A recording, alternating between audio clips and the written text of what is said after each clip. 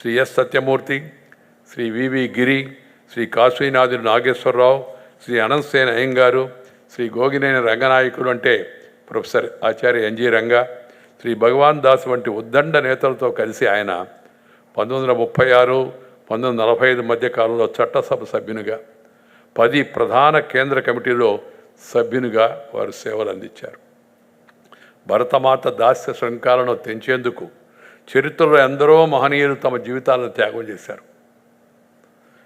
తొలుత అక్షర జ్ఞానం కలిగిన చైతన్యవంత జనసముదాయం తమదైన పాత్రను పోషించేందుకు సిద్ధమైంది. వారి కృషి సామాన్య జనాలకు సైతం స్ఫూర్తిని పంచి స్వరాజ్య ఉద్యమం దిశగా ప్రేరేపించింది. ఎందరో కవులు, కళాకారులు, రచయితలు, నటులు సాహిత్య కళారంగం నుంచి ప్రముఖ పాత్ర పోషించారు స్వాతంత్రోద్యమంలో. అలాంటి వారిలో సాహితీ సేవా రంగాల్లో తమదైన ముద్రను వేసిన శ్రీ ఉమర్ అలీ షా గారి కృషి మరవలేనిది.